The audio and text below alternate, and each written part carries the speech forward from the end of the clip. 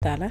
oui dama see kontaan parce que li tax mu kontaan si mooy lañ doon fêté di defu moo amoon cérémonie. feetuñu de ñun nañ ñu abal yow yaa.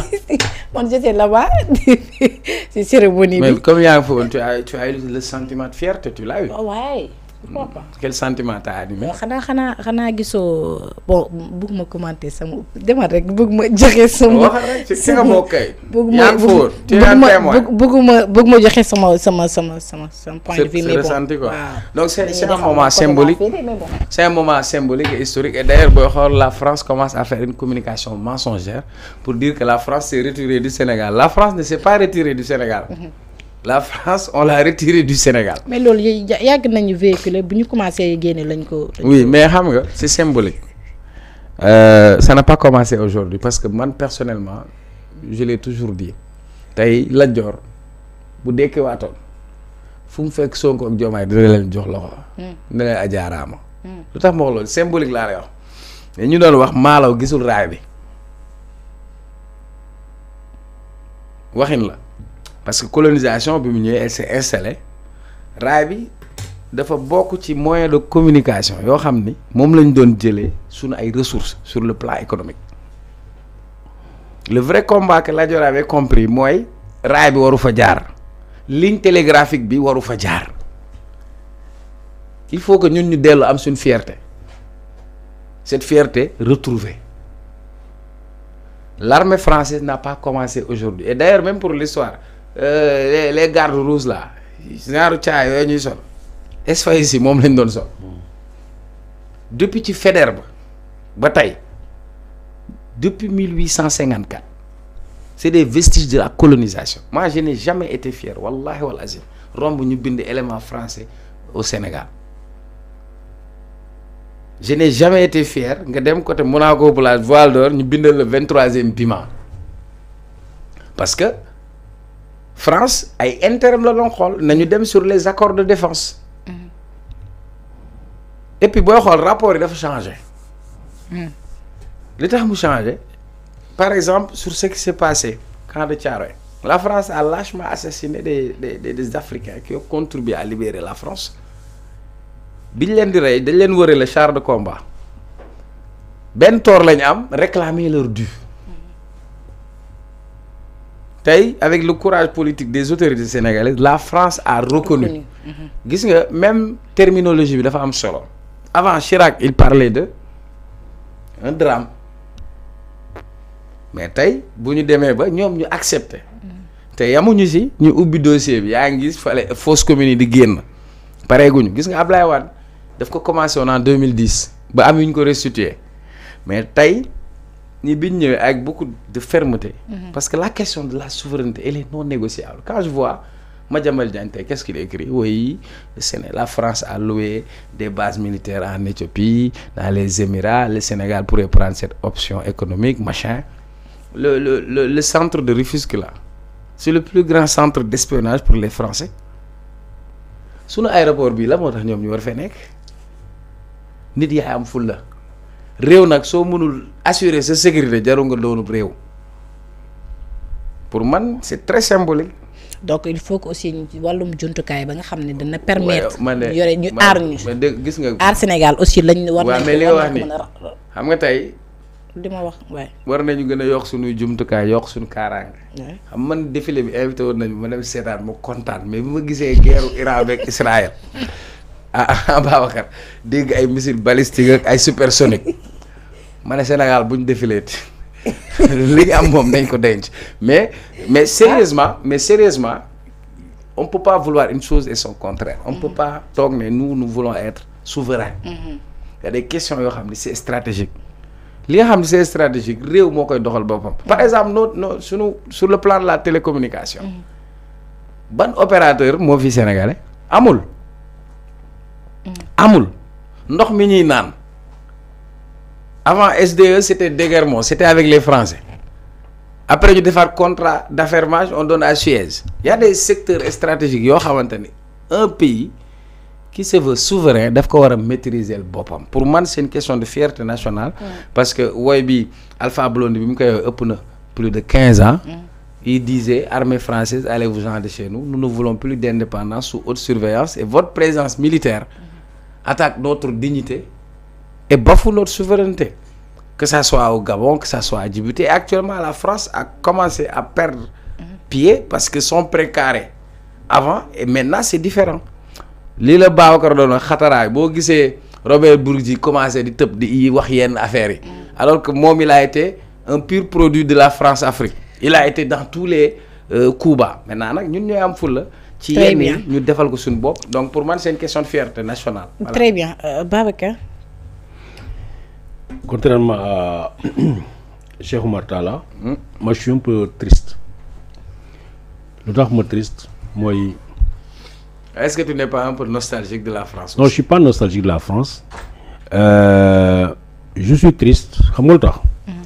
Parce que dans cette base des éléments français, il y a des Sénégalais. Employés. Plus d'une centaine,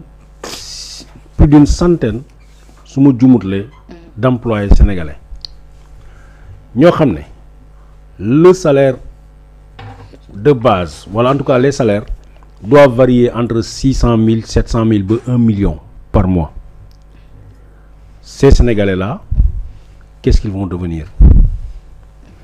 Parce que qu'on est un salaire bourré, c'est le train de vie de toute la famille qui va. Les enfants qui sont dans des écoles, des engagements bancaires et consorts. Et ces gens-là,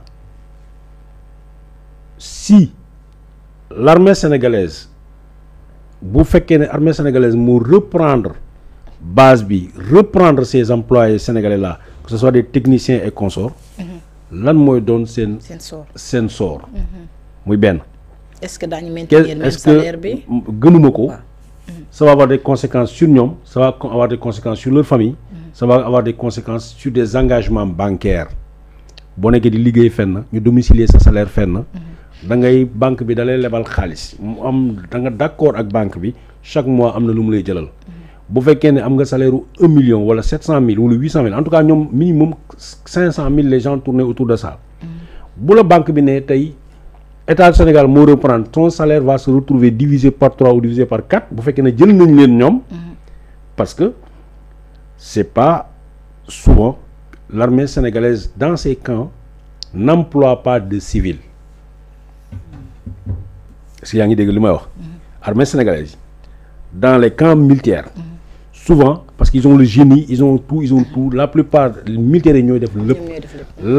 Les bases militaires souvent sont interdites aux civils lu dul ñëw am fa rendez-vous wala yu mel noonu te ñii c'est des civils ils ont liggéey dans cette base militaire, c'est des Sénégalais. Ils ont dit que quand même ils ont été indemnisés. Ils ont été indemnisés et que l'État cherche à trouver un accord pour le redéploiement. L'État cherche. L'État cherche pour le redéploiement dans quel secteur susceptible de leur payer les salaires yi nga xam ne élément français yi doon na leen ko fay benn dama am ay préoccupations yu bari. Jeune reporter l'observateur dafa am benn incendie boo xam ne dafa amoon booru immeuble Eliman Lam Yoro Lam am na bu nekk si côté VDN bi noonu mooy bi ñuy wax français pour ñu ñëw dimbali. waaw gis naa incendie ba fa am force française yi à plusieurs reprises ñu déployé wu ñëw ci terrain bi pour fay incendie bi benn mot dafa ma choqué parce que français bi ñu doon retiré dafa bàyyi benn matériel am ay sapeur pompier sénégalais mu leen je voudrais m'assurer que vous allez me rendre mon matériel en tant que sénégalais en tant que nationaliste en tant que souverainiste j'ai eu honte mais li mu ko wax c'est de la réalité chaque fois bu nu amee yenn accident yu grave yi il faut que ñoom seen force ñu intervenir en soutien aux sapeurs pompiers sénégalais tey jii en partant ils amènent tout ça. moo tax nag foofu nag problème bi day ñëwaat mooy wàllum jumtukaay. dafa wax. maa ko doon wax dafa wax base bu nekk base bu nekk. Rufisque renseignement booru Kounoune. ñu bare sénégalais yu bare. xamuñu ko naka la ñuy est-ce que on est suffisamment outillé suffisamment discipliné pour pouvoir prendre cet héritage-là et qu'est-ce qu'on en fera. Parce que pour la plupart du temps da nga koy xoolee sax ci kër yi nit ki day tabax immeuble bu rafet mu dugal luyaas yi di fay weer bu ne mais du mës a dellu soit naan day rénover day changer peinture wala day def da koy bàyyi noonu mu tomber en dégringolade. loolu borom kër gi dama gis image yu base éléments yi nga xam ne image yi ngeen génnee mbedd yaa ngi mel ni Paris mbedd yaa ngi set bëgg naa ñu mën ñu permettre dans 6 mois dans 1 an dans 2 ans ñu dugaat ndax ces bâtiments là vont être dans le même état.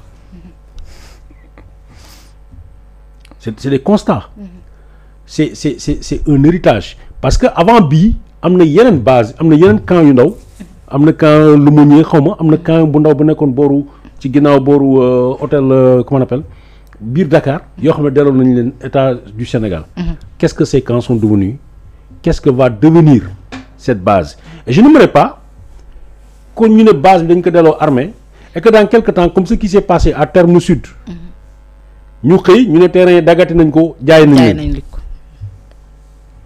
Ça c'est des inquiétudes qui font que man je ne suis pas hyper content parce que je me demande qu'est-ce qu'on va faire de cet outil bi nga xam ne dañu koy bàyyi suñu loxo.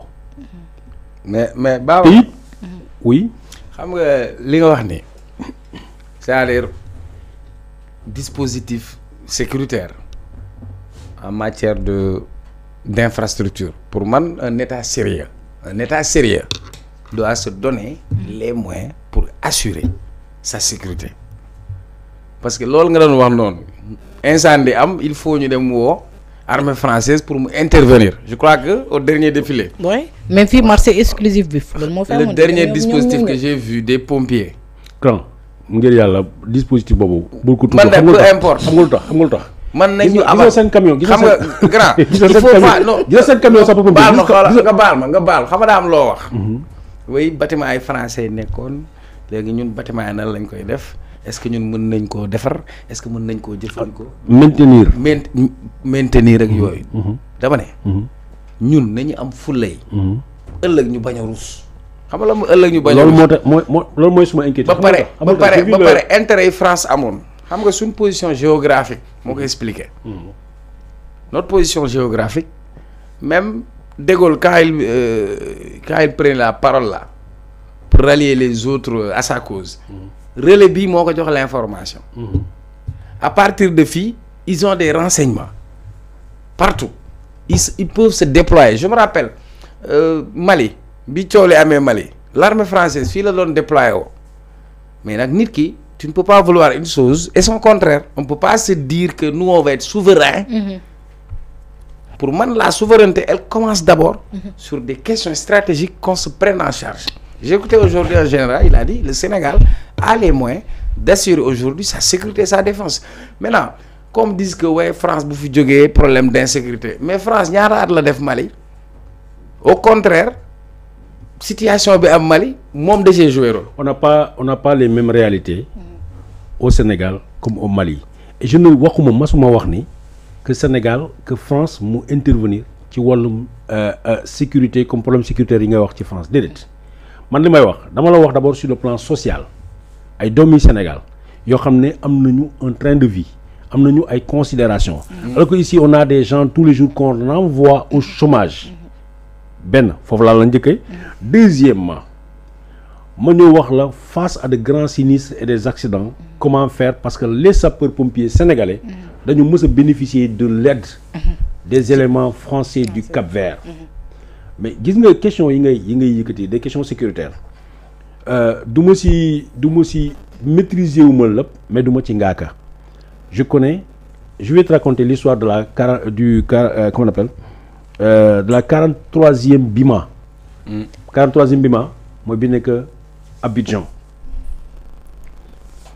l'an 2000 Laurent Gbagbo bu muy taxaw di ne moom moo gagné face à Robert Gueye ci biir base bi lañu ko exfiltré woon dugal ko comme tey nu ñu jëloon Alassane Ouattara yóbbu ko à l'hôtel du Golfe pour mu taxaw mu ne moom mooy président de la République si les éléments français yu 43e BIMA bu ñu nekkoloon Abidjan nit ñi dañuy génocide bu garaaw moo fa doon am parce que à un moment les grandes artères mbedd yu nganda yi pour que circulation moom ñu mën ko def c'est cette force là moo wàcc ci mbedd yi mais ñooñu c'est le contexte ivoirien ñun nekkuñu ci contexte boobu dans tout sur tous les plans xaw ma nag ndax tey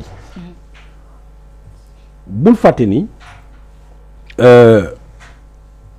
lii may wax sur le plan matériel laay wax mais sur le plan humain laay wax. sur le plan social avec waxuma sax sécurité. parce que je pense que la sécurité nationale doit relever du Sénégal mais bu ñu delloo ci sur le plan sécurité secours ainsi de suite. yaa ngi fàttaliku le bateau le Joola bi mu daanoo. on avait un général on avait une armée on avait tout. Qu'est-ce que les gens ont fait pour porter secours aux 1800 personnes qui étaient dans le bateau? C'est Maritalia qui était là-bas en premier. C'est pas sénégalais je pense hein? Non. Ainsi de suite dafa bari loo xam ne dama ko gis grand gis nga loolu j'en viens au sapeur-pompier. seen camion yooyu barki démb rek la ñu dégg kenn koo xam ne du ministre xamal lan de l'investissement du ministère du tourisme. bi mu demee ak ay nitam ñu def accident yoonu Linguère. yaa ngi fàttaliku. ils sont morts faute d'avoir des unités mobiles yu mën a intervenir en matière de premier secours et de réanimation défilé yi ñuy def ay auto pompiers yu ñuy wane yi pour sotti nit ñi ndox on n'a pas besoin de ça on a besoin de quoi. on a besoin de quoi d'avoir des unités capables de se déployer à tout instant la sécurité civile.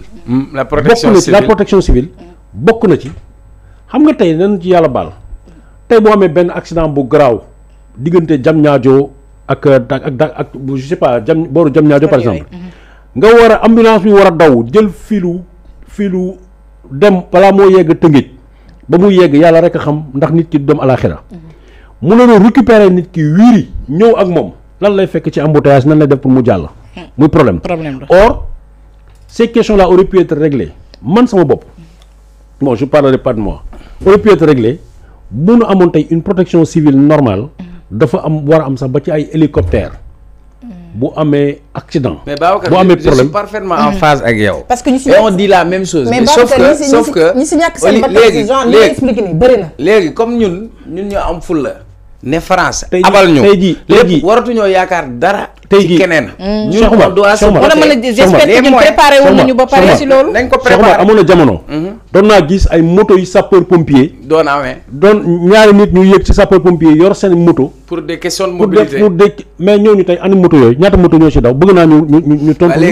tey jii boo amee ay accident bu ma jël beneen cas encore il y a quelques jours une dame m'a appelé la nuit doomam dafa sama benn sœur la doomam dafa def accident mu yóbbu ko dans une clinique fële ca Mbour ci guddi gi clinique yi ñu ne yaay ji demal nga uti hôpital bu am place pour réanimation sa doom yow yaay ji yaa war a uti ji hôpital boo xam ne moo war a def réanimation pour sa doom bi man j'ai appelé un ami à moi le médecin que tu connais ñan maa ngi koy nuyu au passage à 2 heures du matin laa koy yeewee ñu jox ma ay numéro ñuy woote hôpital principal ak affaire yooyu pour ñu xam mu ne ma da ngay woote 115 xaw ma 115 ñoom ñoo war a dispatcher pour ñu trouver or dans un pays normal avec un système de protection un système sanitaire normal dès les premières heures pour dispatching bi ba pare yaa ji nee na ma sapeur pompier yi ñoo ko ne ban hôpital wala clinique nga bëgg ñu yóbbu la sa doom bi koo xam ne da ngeen ko fekk mu def accident ñu naan problème thoracique ak affaire ba ñuy laaj ay réanimation sapeur yi seen bopp ci seen oto bi ñoo war a am ordinateur boo xam dañuy am la situation non nañ ko wut mën na français dem rek. bàyyi la situation parce que baaxul li mu wax dala arrangé moo tax daggoo.